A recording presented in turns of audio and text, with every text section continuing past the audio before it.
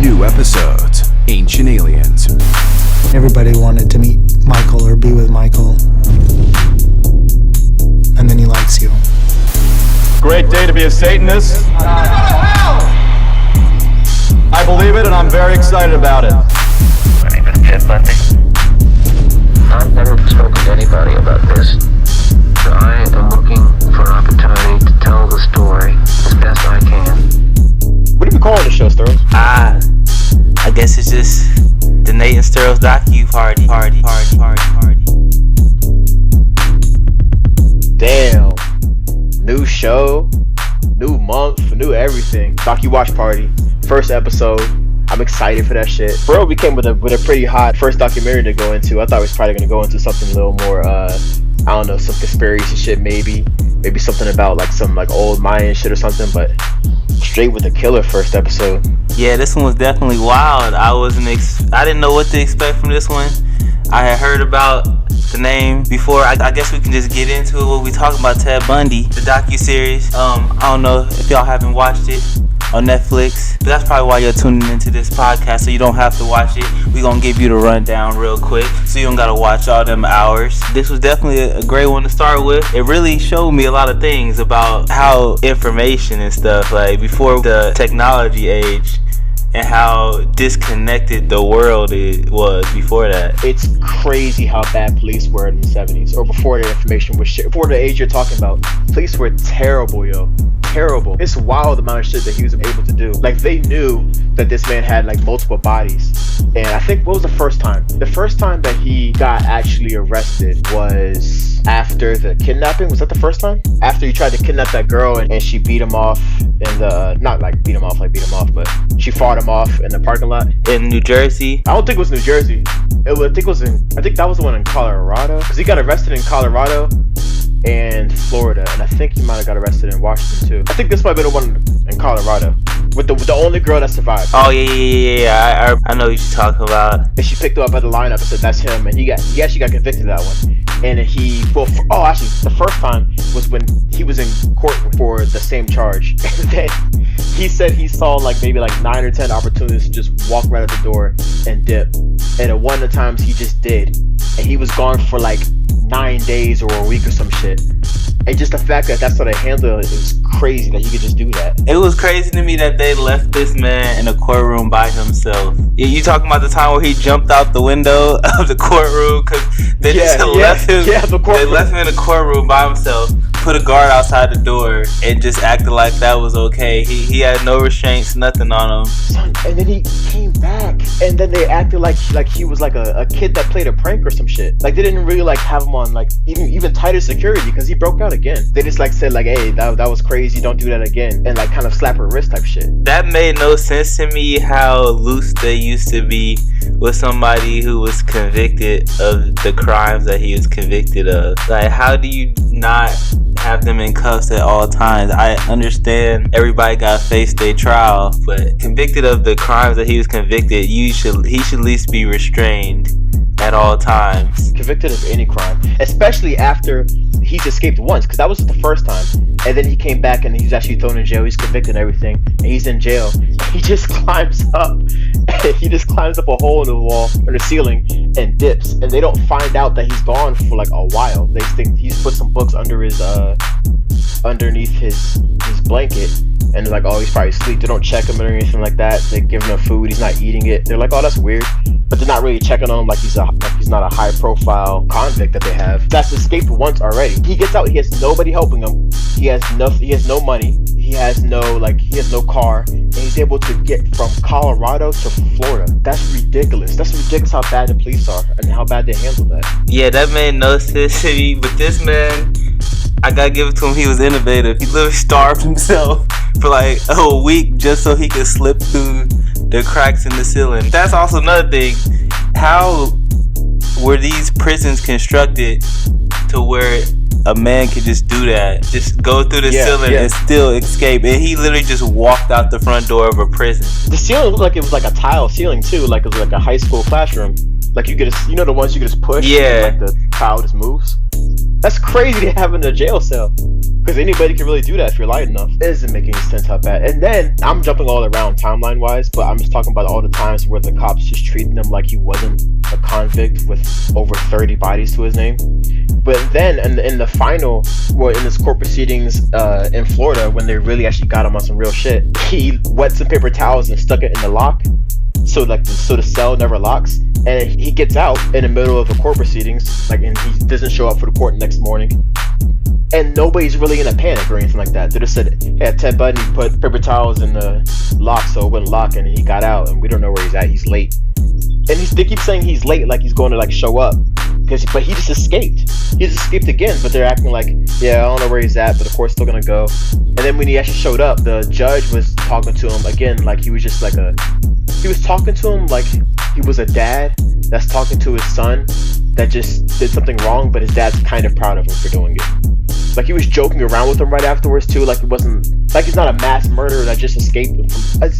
The whole thing doesn't make any sense. Yeah, I wasn't really a fan of the judge. I think the judge knew he did all the stuff too, but he talked about how smart he was and stuff like that, and how he kind of he was, like you said, he talked to him like a dad, and that he was this brilliant dude and all this stuff, but he basically wasted his life by deciding to go down the path he did, where he could have made so much of his life, when I don't think that's actually the case. No.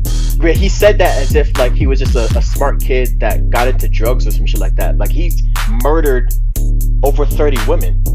He said he took the wrong path, as if he just made the wrong decision one time and chose something like drugs instead of a law degree or some shit like that. No, he's a mass murderer. He's a sick person.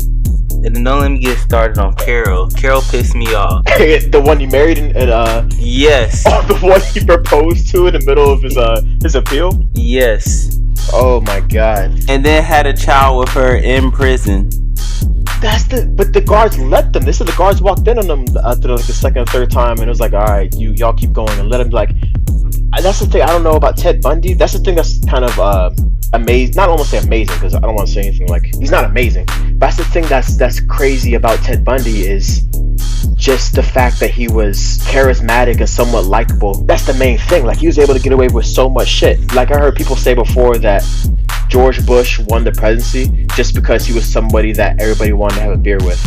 And I feel like that's the way that Ted Bundy's been able to get away with literally everything his whole life. Everybody knew how sick of a person he was, but they still treat him as if he's someone that they want to hang out with. That's one of the crazy things to me is that he literally created this persona for him, because he was not that guy growing up.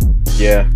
And he was the quiet dude in the corner by himself, but he always had the perception of himself that he was it was weird to me. I guess they really portrayed it in this documentary, how someone could end up being like this, because the fact that in the early life and all the testimonials and stuff, they talked about how he was by himself, nobody really hung with him, he was kind of just a loner.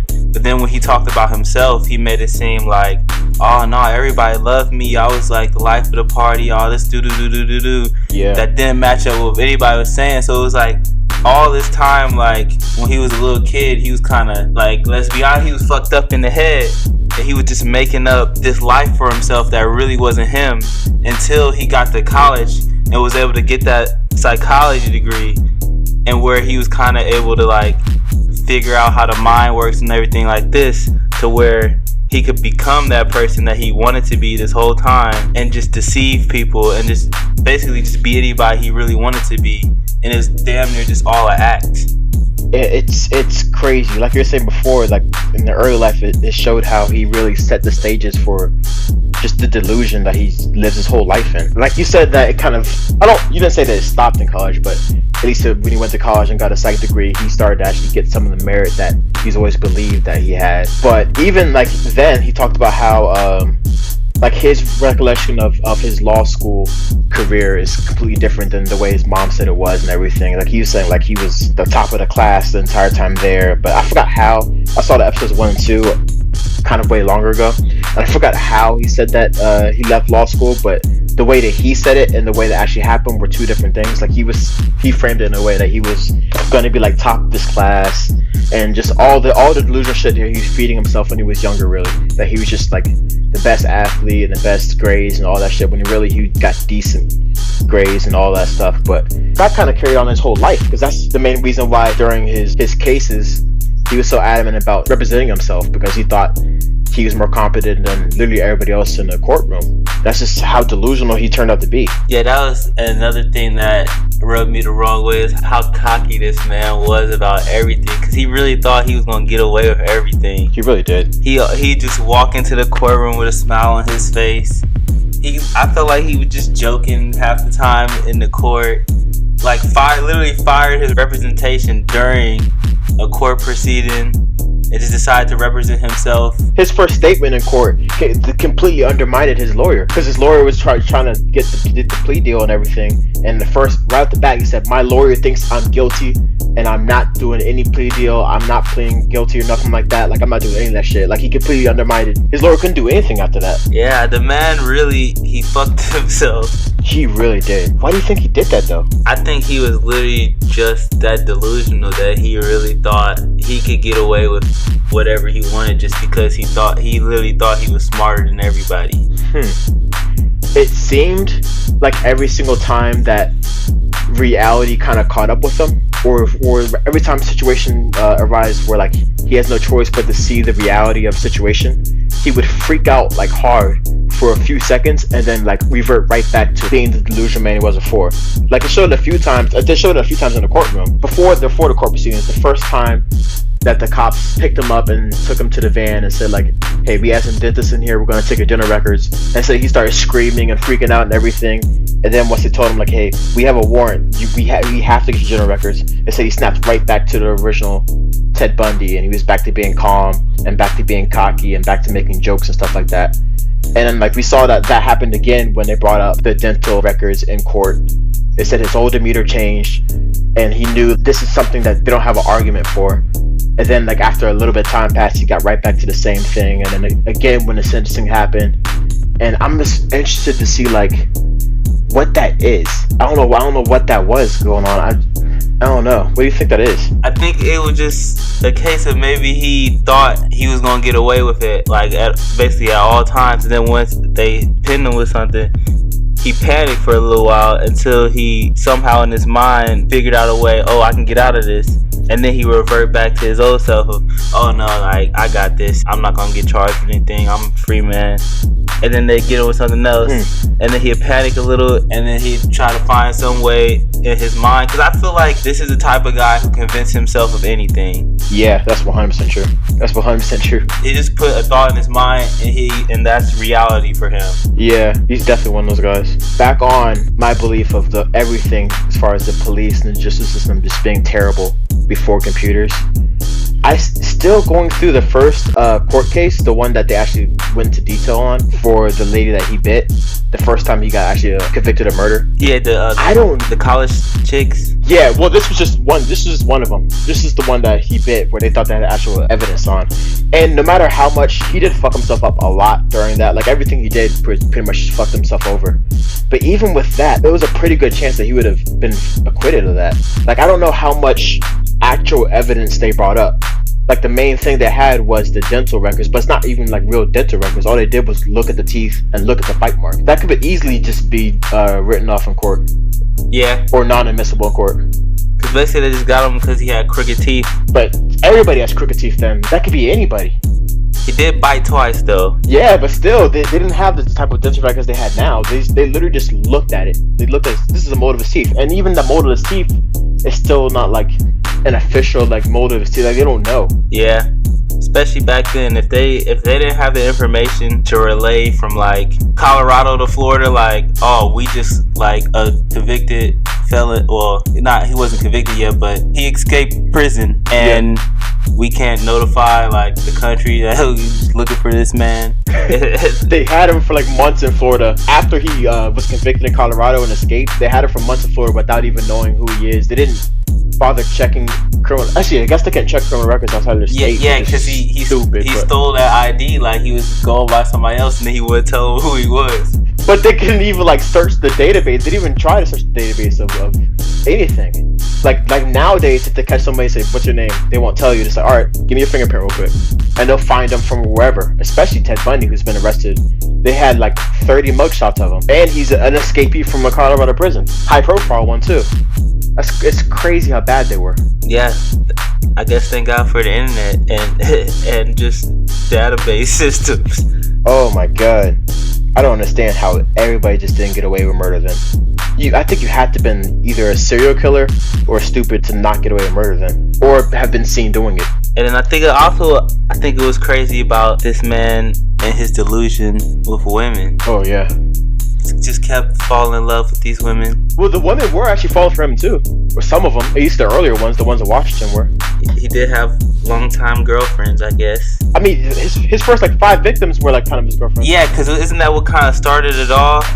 I feel like that's what kind of set him off at the beginning, is that first one. Because I feel like all those first like 5 chicks basically they just fit the same build as his chick. That I don't know, I guess she broke up with him or something like that. I forget exactly what happened. Oh, that's right. But He was really upset about that. Because they was all like brunettes, like slim build, all that stuff, like all the ones in like Washington and stuff, and it just created a monster, I guess. Even everywhere else. Oh, that's one thing. I had a lot of questions about that. I feel like the documentary just kind of glossed over, like it wasn't like a huge question mark in this whole story. Is pretty much every victim, and there was like so many victims, pretty much every victim from every state kind of filled some type of profile. Like you said before, then maybe they weren't all brunette, but they were all like around the same age. They were all attractive. They were all slim. They were all like sorority girls. And then there's just one 12-year-old in Florida. Yeah. Like, where's that? They said that and glossed over like it wasn't like a huge, like, where's that come from? That didn't seem like Ted Bundy. Yeah, that didn't make any sense. The 12-year-old. That didn't make any sense at all. But that was the one, like, they damn near had the most evidence because they had the fibers in the car, the blood in the car. They knew he was driving a white van. But then I still was like, why would he do that? Like, because it didn't match anything else that he did. Was he just, I guess he was just a monster at this point that he just needed to kill someone. It's fucked up. I don't even know about that, because even his whole time in Florida, he killed a lot of people in the same place in Florida, in Tallahassee and stuff like that. But everybody except for the 12-year-old still filled the same build or same profile. Yeah, it's crazy. It's crazy that somebody could get away with all the stuff he did. It doesn't make any sense to me still. And in a 5-year period too. Yeah.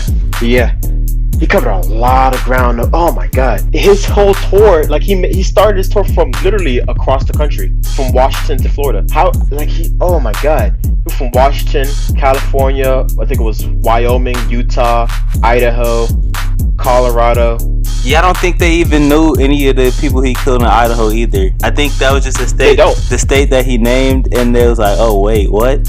Like you was there? It was in Idaho killing people? We have no idea that he was even there."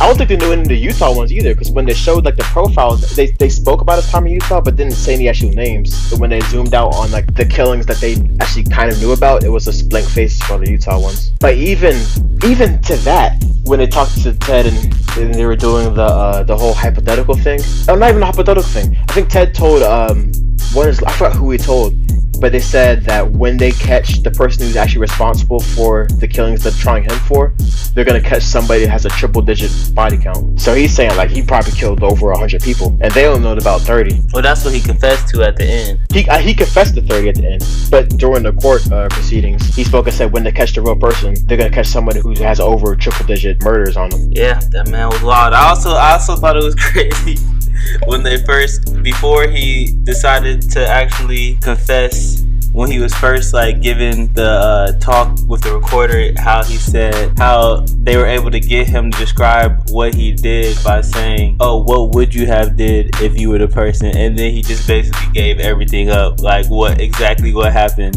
He's like, "Oh, if I was this person, but he was able to never actually confess during that. But he just basically just described it in detail. Basically like what's his name? Shoot, I'm blanking right now. OJ? Yeah, basically like OJ. Like yeah, if I did it, I did it this way. Did you see the OJ interview? where they did that? I have.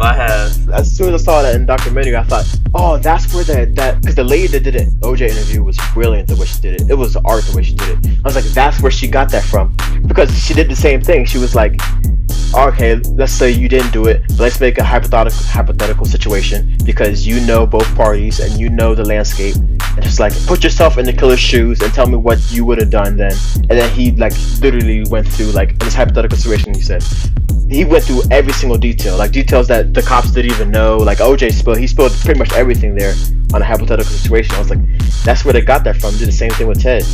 Yeah, it's crazy. Also, another thing that I never really made sense to me was the ones that like really got him, the killings in the sorority house. How did he sneak in a whole sorority house and kill 2 women and nobody like pick up on that? 2 of them were roommates, and they were all asleep during 2. Did he just stop them from yelling like right away or something? Because he always used his hands and stuff. So he beat them. Yeah, so like that makes no sense to me, how nobody was able to hear any form of struggle or anything. None of that, because he attacked 4 and killed 2, but even because the documentary said that none of them even woke up. Like the 2 that died while they were still asleep, unconscious. But like he was beating, like there was blood everywhere, like he was beating them, and still nobody noticed. And then he went to the other room, and 2 of them, like, they were roommates, and they were both asleep. And then he can't kill both of them at the same time, but he beat both of them, and that other one didn't wake up. That makes no sense to me. I don't get that. That doesn't add up. And then I can't even imagine being in a young woman's shoes like at this time. You just know there's a killer on the loose and they can't find him, like before he got caught, and you just keep hearing about girls going missing and dying. Like that would be so scary. Oh my god, it would be. It seems like nobody's really doing that much about it either. Like he left the sorority house and killed somebody like it seemed like on the way from leaving it. I guess it just goes to show like how inexperienced and how bad the technology was back then that the police had to work with. Yeah, it's a wonder they caught anybody ever, really. It really is. This got me thinking about how these type of things have been coming in waves, where it seems like the crazy people who are prone to just live their life in violence seem to follow whatever the trend is to express that at the time. Like during this time, it was serial killers. It was Ted Bundy. It was Jeffrey Dahmer. It was what's his face? Manson. It was really the age of the serial killers. And like nowadays, you don't see serial killers anymore, but you see mass shooters. That's true. It's pretty easy for me to probably say, like, if these people that are doing mass shootings now were born then, they'll probably just be serial killers. And that got me thinking about like just the role that media kind of plays in all this, because you can't deny that media is playing a role in this. Because before it was Columbine, and then it was like VTech. Before then, you never heard about school shootings or even mass shootings, really. But now, like, it's kind of slowed down now, but there was a time where it was happening like every month you heard about a mass shooting. Yeah. And back then it was kind of the same way about serial killers. Yeah, that's true, because that's another thing that just goes about Ted Bundy. He loved the attention. Like, yeah, even though it was technically bad attention, and the fact that he thought he was going to get away with everything, he loved the interviews. He loved talking to people. Loved it. He loved trying to just flex on him with his perceived knowledge and smarts. His charisma. I think that shows like how the media definitely plays a fact in just hyping these people up. And instead of discouraging from what they do, it makes them want to do it even more. It definitely does. We know his name now because of it. Exactly. And I think that's definitely what he wants. He wants everybody to see how impressive he is. The fact that he said, when they said we're going to write a book about you, he said, I don't care what's in it, just make sure it sells. Yes, that's everything. That's everything right there.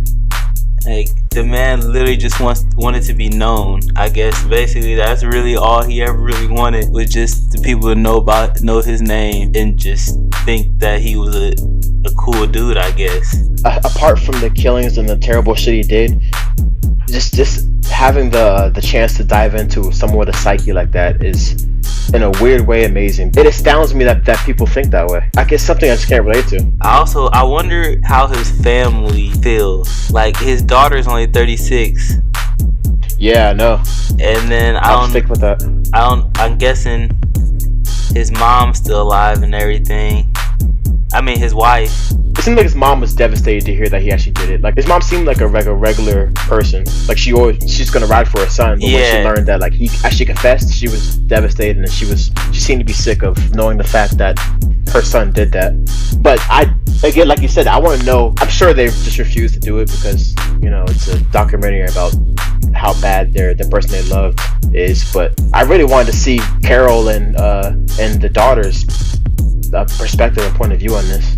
Yeah, especially because the daughter really only would have knew him when she was super young, and she probably had a whole different thought of him before now, like before she like grew up and actually learned about him. It's probably pretty hard to deny that he was a pretty bad serial killer, but it seemed like from the pictures and everything, Carol and even her son, who seemed to be older, he looked to be happy to taking pictures with Ted and everything. Like, it seemed like either they really honestly thought he was innocent, which is hard, or they really just didn't care and really liked him. Yeah, and apparently, nobody ever knows like his actual dad. Ted Bundy's actual dad? Yes, like apparently. Oh yeah, that's right. It was never proven like with DNA like who his actual dad is. Yeah, because he said that he saw his birth certificate that his dad was unknown. What if his dad was a crazy man too? And what if there was something just passed on genetically in the mind?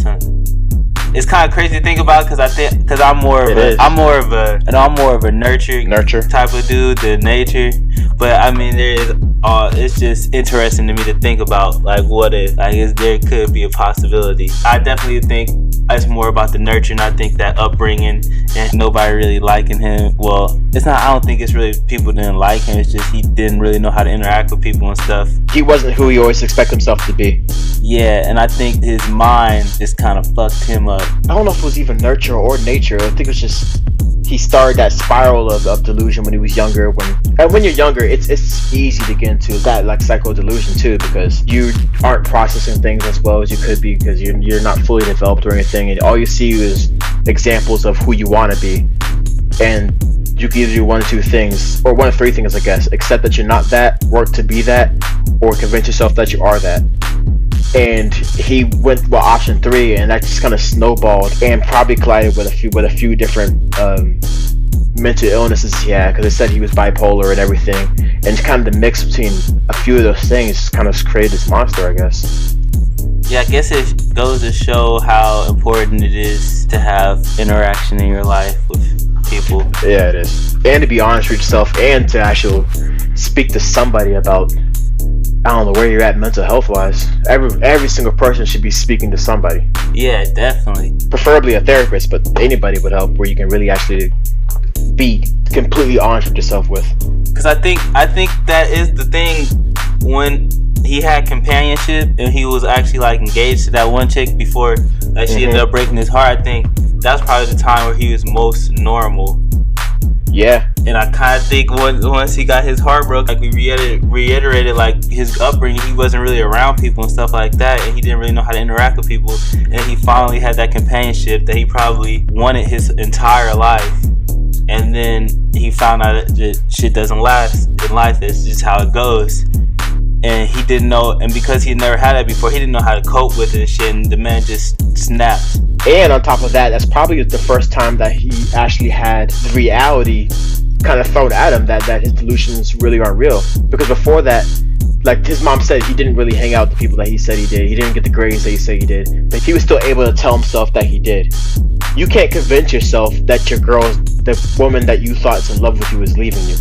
Like, that's the first time, like, reality is, like, really dust in your face. The first time he really has to face the fact that the delusions he's telling himself might not be real. And people react different ways to that. I also thought it was interesting how he kind of followed that one dude. I feel like he based what he wanted to do off of other people and what he perceived as, like, the popular thing to do. And, like, becoming the politician at first and just hanging out with politicians. And he thought like, oh, like this is how I get the love that I've always desired and shit, like, and how he was just faking everything and shit. That was kind of crazy to me. Like, he was this broke dude, but he was going to all these parties and stuff, and like basically acting like he was the shit, and he had all like he was living a lifestyle that he really couldn't afford or anything, which I think is one of the things that ended up to getting his heart broken, because I think the chicks are like, what are you doing? Like, you living a life that this is not your real life right now. And then becoming a lawyer, which he just basically just followed that one dude. Like, he literally just became a lawyer just because that one dude became a lawyer. Yo, now that I'm thinking about it, because I fully believe that he would have been an excellent politician. I think he's built for that, really. Every part of him tells me that he would have been really successful as a politician if he was kind of more set in that path and not as wishy-washy as he turned out to be. But following that train of thought, it has me thinking about other people who have been successful politicians and how, like, notoriously fucked up they all kind of turn out to be. If there's any one group of people that we hear about having huge scandals more, it's probably politicians. And it has me thinking about the type of people that's even attracted to that type of crazy fucking profession. And I don't know, there might be something there. That makes sense. Like, if he actually committed to that, he might have been pretty nice. Because it's not really like it's the greatest paying of job or anything. It's really all about your likeness. You're really just trying to sell yourself to people. And that's really what this man always wanted. That's what he thought he was in his head. That's what he thought he was the man of the party and everything. And when he finally became it, like, if he would have just stuck on that road, maybe his life would have turned out different, like just like the judge said. Oh my God, you're right. And the more I'm thinking about it, I'm thinking that I'm definitely right too, because the type of people that seek out this type of positions are just crazy delusional and just above anything else just want attention more than anything. Like, the biggest example I think of now is obviously Trump, because the person that Trump thinks he is so obviously not who he actually is. Like, he keeps saying that, like, I'm the most intelligent person in the room. He says dumb shit like that all the time. It's kind of revealing. It's just about, like, just going through this, about just thinking about the type of minds that it takes for somebody to become something. Oh, I'd never want anything like that. I don't know if I want that. You ever met somebody who is seriously trying to pursue an acting career? Oh yeah. They're also even the ones who are successful actually. They might be the most. Like, to become anybody that a good majority of them are batshit crazy. Super successful in a entertainment industry is definitely batshit crazy in the head. What it takes to become that successful, you literally gotta think you are the shit. I wouldn't even say super successful, because there are people who are super successful who are really, like, especially if it comes to like if it comes to like music and stuff like that, there's poles to it. There's people who really just are actually like focused on music and really just want to make the best music out there. But I'm speaking to the people who are out to be stars, not necessarily the best actor, even though the best actor kind of is synonymous with that. Not necessarily the best musician, but out to be a star and seek stardom and seek attention and seek recognition, whether it's in politics, whether it's in acting, whether it's in music, or whatever the medium is.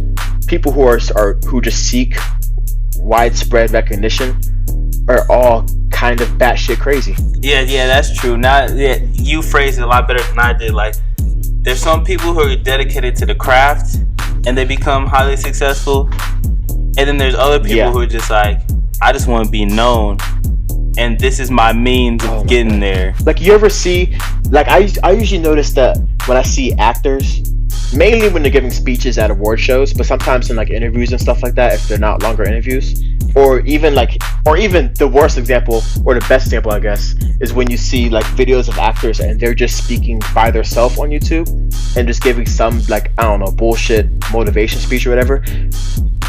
There always seem to be like acting in real life. Like, even when you see any video of them, they always look like they're kind of acting.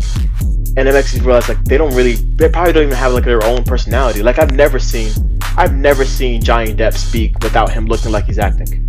Yeah. Or acting like a regular person. Or any of these people, they're all just seem to be acting, and that speaks to the delusion to me. I don't know. Yeah, I definitely agree with that, because half the time they're just trying to sell you something, or like display this image of themselves. It's like, oh, look what I'm doing. And they try to make it seem like, oh, I'm here to help you. But, like, it's like, all you're really doing is showing off right now. Which, I mean, sometimes it's cool. Like, hey, you gotta you got a favorite actor and stuff, like, yeah, I'm not gonna lie, I enjoy seeing. Sometimes it's entertainment, it's cool to see, but then at the end of the day, they make the best actors. Yeah, but at the end of the day, like, they are fulfilling themselves more than they can fulfill anybody else. Like, they're just loving the attention. They're loving seeing all the views. And then, like, you can even see it, like, with the people who get so butthurt about comments and stuff. Like, you can really tell those are the people who, like, oh, they're really just in here for attention. Because, like, I feel like if you reach a certain part of stardom, what somebody thinks of you really shouldn't matter. Like, a random ass motherfucker, like, that really just goes to show, like, they just need the attention and the likeness of everybody, and the delusion that goes on in their head that, like, if they're not liked by everything, something's wrong. Keep it with the acting thing, or even entertainment in general. I think the kind of expectation that people that they have now to always be liked by everybody kind of comes from how celebrities were probably when they were growing up, and like just before the internet age, where, say, if Harrison Ford is in a movie, and maybe, like, say 40% of America loves it and 60% of America hates it, he's never, or not even 60%, say if it's the other way around, 70% of America loves it and 30% of America hates it. He's only ever going to hear from that 70% that loves it, because the people that hate it aren't going to show up and tell him that in person. The people that are waiting to see him in person are the people that love Harrison Ford, and it's not like he can go on the internet where people who hate the movie are just going to hate the movie and not, like, he has no way of hearing about it. So as far as from their perspective, all they're seeing is everybody loves me. Yeah. And now, like, we're in the internet age where, like, if I don't like whatever Nicki Minaj put out, I can go on Twitter and at Nicki Minaj and say, hey, that shit you put out was terrible, you're terrible, just quit what you're doing, everybody hates you. Like, I can do that if I want to. But they have an expectation of being treated like the celebrities were back then, before the internet was. They're driving themselves crazy over that, when in reality it's probably the same splits that they had as far as being liked and all that bullshit. Yeah. But I did just think of something. If Ted Bundy was around in this days, that man probably would have had a fire Instagram. Yo, like, the amount of attention that this man wanted, like, just think about if he had Instagram. He wouldn't have committed no murders. He'd just been putting the most fire shit up. This is another thing I was kind of amazed by too, because the first few times he was arrested and he was in jail for like days, but son, his hair was always on point, his beard was trimmed right and everything. I was like, how are you so groomed in prison right now? Like, he was kind of always on 10. This man must have had a way of just talking to, like, this, like you said, the fact that, like, the guards just let this man have sex in his cell all the time to have a kid, and he tried to have multiple. I don't understand, like, how he could just talk his way into that and the guards could be cool with it. Power of being liked, man. Just being likable takes you such a far away. Honestly, being likable might take you farther in America than being talented or being skilled. Honestly, in whatever you're trying to do. That's true. You can be a brand just by your name. George Bush won the presidency from people saying, I want to have a beer with that guy. Trump won the presidency from not necessarily being likable to some people, but from just being charismatic. Only that, like, when everybody knew that he wasn't anywhere near qualified to be the president of the United States. It's crazy the heights you can do with just charisma. Yeah. That's always one thing that fascinated me about Snoop Dogg, is how, like, he will always be relevant forever. And he doesn't, like, he literally his name is a brand. Like, you just put his name and connect it with something, and it's just automatically like, oh, that's Snoop's thing. Like, it doesn't matter that you haven't probably heard a new song by him in a while, even though he does actually still making new music, but nobody listen to that stuff still. You just looking to see what he's doing, like, oh, he came out with this Netflix show. He's making a show with Martha Stewart. He got his shows on, like, all this stuff. It's like, oh, Snoop Dogg endorsed this, do. It's like, it's just crazy to me how, like, somebody could just get so popular that they're just a brand themselves. And mostly from just being liked. Speaking of being liked, I'm trying to understand the mindset of all the women who came to his all the court hearings. Oh yeah, that's definitely something I wanted to talk about. And who wrote for him. That was because that's definitely a thing. But what do you think that is? I don't know, cause some of them chicks was crazy. Like one girl was like talking about how like he turned around. She's like, oh, dang, it could be me next. But it was kind of exciting. Like I was like, wait, what? Like you literally see this man look at you. But a lot of girls are like that. Yeah, and then all the girls that like thought he was not guilty and stuff, and then. You know, there were some girls who probably like was in there because they had a crush on him and stuff. Like, I don't understand like how that works in the mind. I feel like there's two separate mindsets at play here. I feel like there's one set of women who are following him because they know he did it, and they like the one they interviewed who said like he probably did it, and they asked like why do you like him? Why do you admire him? She said, I just don't know. It's like, I don't know, but I do. I'm drawn to him. And there's it's a group of women who know he did it, but are maybe even attracted to the fact that he did do it. And there's another group of crazy fucking bitches who are just like, he's innocent. Just because, like, it's the same women who are going to all the R. Kelly concerts now and are still screaming R. Kelly's innocent. It's the same type of... That one, I can't even begin to explain. That's a different type of crazy to me. But the girls who I think all the girls that came to his... that came to watch him at the court and were looking... Like, they all had the look in the eyes that, like, they definitely want to fuck him. But they knew that he did it. Oh, yeah. I think that one kind of makes more sense to me because just knowing women and just knowing that, I think it's two things. I think it's one, there's the danger aspect and the fact that like, it's just kind of a fact that danger does excite women. Danger kind of excites everybody. That's the whole thrill of going on a roller coaster or just like, danger is objectively exciting and even more so to women for some reason. But I think there's that. And I wish I could remember where I first heard this because I want to give whoever credit for this theory. But there's also a theory that this could be an evolution thing, and we don't even realize because a lot of how animals react now, including ourselves, are just passed down through evolution and through what was useful for us to survive later. Like if you ever see like, say if you got a certain breed of dog from a pound or from wherever, say if you even like breed them yourself and you saw the dog and saw that dog being born and you raise it in your house your whole life, it's never seen another animal or whatever, and then out of nowhere it sees a rabbit outside and it starts growling and gets by the window and it knows, like it goes on a whole different like mood than you ever seen it before, and it just goes in attack mode even though it's never seen a rabbit before, and it doesn't know that, like it doesn't know it wants to kill it.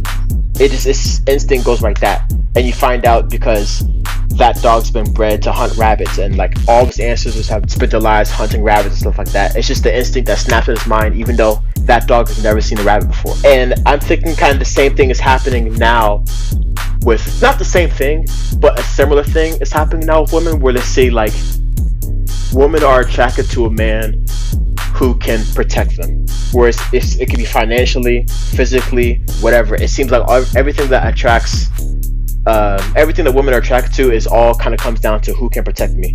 And in a weird way, a man who has actually gone the full way and killed another man is kind of the top level of, this guy can kill another man, he can kill for me, even though like their mind might not even be saying that. I think there might be something going on where they can say like, if I can get a man that can kill another man, nobody can hurt me, even though they're not actually thinking that, if that makes any sense. No, like that's exactly what I was going to bring up. Like I think some of that attractiveness is, it is not really like the protection part. In my opinion, I think it's more of like the offspring part. Like, you know, this man has like, I won't say alpha, but he just has that killer instinct, I guess, that like back in the day when like people actually needed the killer instinct, like before we evolved to the current community that we live in now. Like when sometimes like a motherfucker just had to kill to live, like kill another man, an animal or whatever. Like they just needed to be ruthless at at a certain time period. That like ladies saw that and that was attractiveness, because like, oh, I know that's gonna get passed down to my offspring, so they gonna have that in them too. So they gonna have a better ability to survive and live on. And like, and then also like you said, the protection part, like they gonna be able to provide for my children. Like they gonna be able to protect them if something's gonna happen to them. They gonna be able to like take over and do what they gotta do, I guess. I think actually you might be right to say Alpha. I think Alpha's probably accurate, even though in this specific case he's killing women, which is like, that's kind of just a big he's killing sleep women. Like, yeah, he's killing slim women, but I don't think their bodies are really, they're not really discerning that difference. It's not really something they're consciously thinking. So maybe oh man, the human psyche is just, or animal psyche, I guess, is just crazy. And then also the other thing that got to me was at the end when this man tried to blame it on pornography. I was like, oh, this man really just trying to do whatever he can do to live at this moment. Because all he was trying to do at the end, like, with confessing and stuff, and just try to drag it on. So hopefully, like, they'd be like, oh, we need to get more details. Like, we got to extend this. It kept working, too. And not really. Like, they still was like, you still gonna die. Like, I mean, they extended like 2 or 3 times. Oh, I'm talking about the very end, like, when there was like 2 days left. Yeah, no, the porn there was like work. 2 days left, and he was like, no, listen, I got all this information now. And it was like, nah, you still gonna die in 2 days, buddy. No, but the first time he was 6 hours from being executed, and they extended it. That's gotta be the craziest feeling ever. Imagine knowing like you might die in 6 hours, like for sure die in 6 hours. A game that shit extended. That's a different type of feeling. If you're not a sociopath, the man was definitely crazy. He was smart and crazy at the same time. He was definitely smart.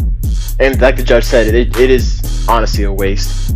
But oh man, I still don't understand the level. Like I've seen charismatic people before, but I still can't wrap my head around being so charismatic that people still look at you in an admirable way after murdering multiple women and a 12-year-old kid. Oh, he murdered a 12-year-old kid, and the judge still said that shit. He said he had no animosity towards him. Yeah. And he took a different path in life. I would love to have a beer with you or some shit. Like that's just, oh my god, that's crazy. Yeah, I was kind of mad, like watching like all just the people who was just in his corner and stuff. It kind of, I was like, damn, how could you just? And the evidence was all there too. Like it was just kind of obvious. It was all there. It was just so obvious that this man committed all these crimes. Like just the fact that if a man escapes prison, like that kind of just should be an indicator that this man is pretty guilty. Like, and he did it multiple times. Like he did it over and over again. He kept escaping, and like people still like, nah, he's innocent. Like I think it comes to a point like if you innocent, you gonna stay in there. Like the trial, I'm gonna make it a trial, and like I'm gonna prove that I didn't actually did it. But no, this man was like, I gotta get out of here, like because I know I actually did this shit. So like, fuck yeah, I gotta find a way to get out of this so I can still live. I still can't get over the fact that he made it to Florida after escaping a Colorado prison.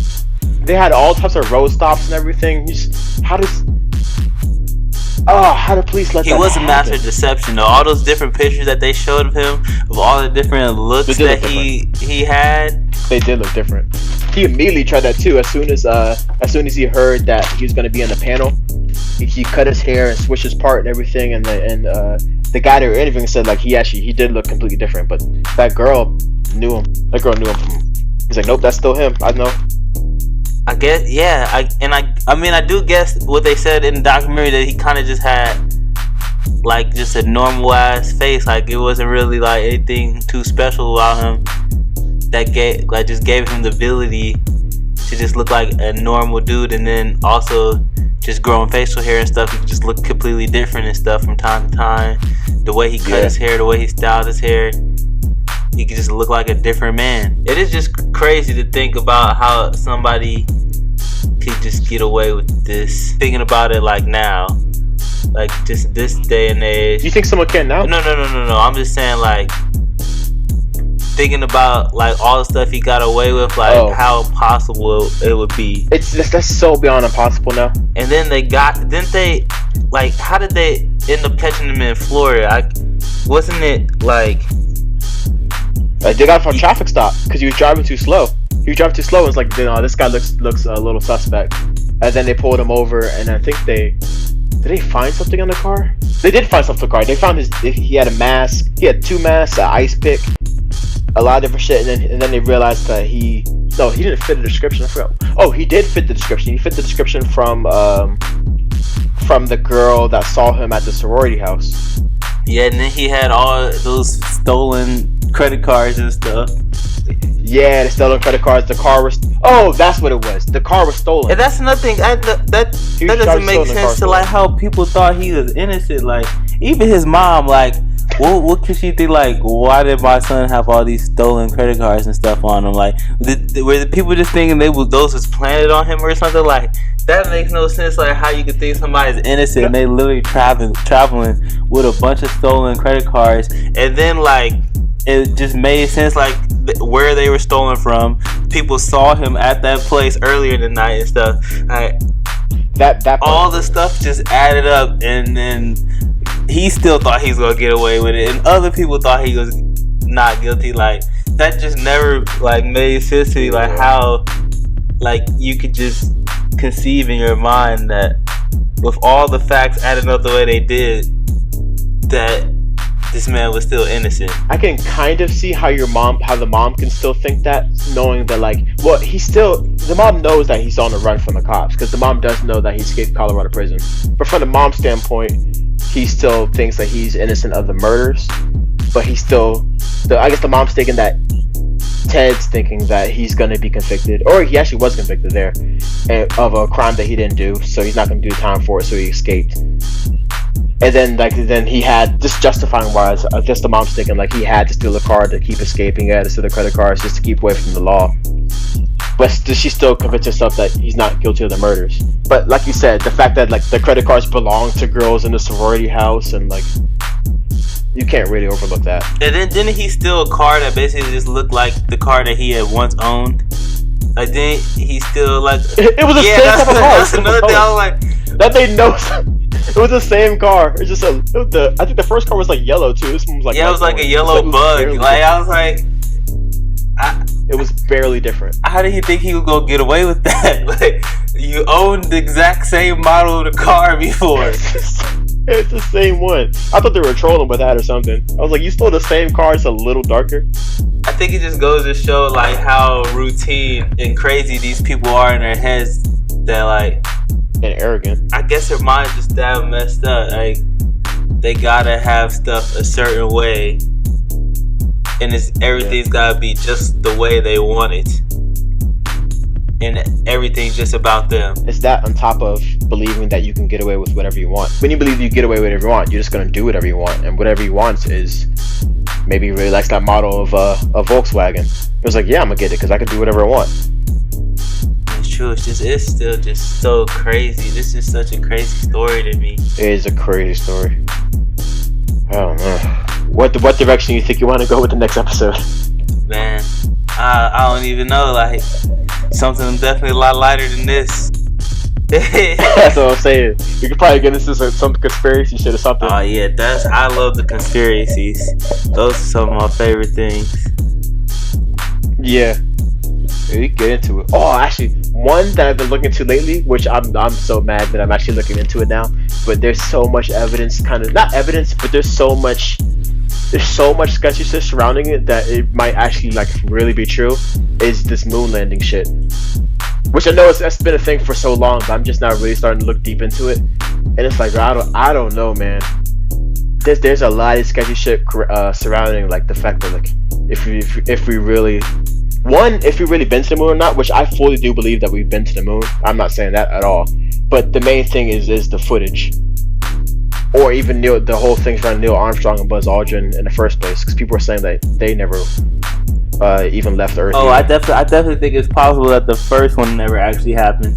I know I definitely believe we've been to the moon now, but I definitely believe that it's actually possible that the very first time that we said we went to the moon, we didn't actually go to the moon. There's a lot of evidence saying that time was fake and it was for propaganda and it was for I don't know, our little pissing contest with Russia. Well, I guess it was mainly for that. I guess it was the USSR back then. It wasn't even Russia.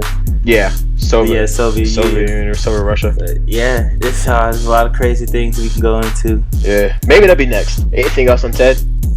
No, I think I got everything I wanted to get out about this crazy man.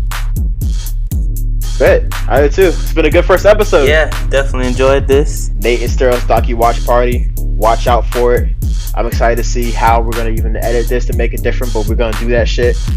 And hey, man. We'll see you guys next episode. Subscribe, like, whatever you want to do. Follow us. Stay Tuned Podcast. Stay Tuned Podcast on Instagram. Stay Tuned Podcast Network. Check out other podcasts, whatever you want to do. I'm out. Yeah. Out of this bitch. Peace.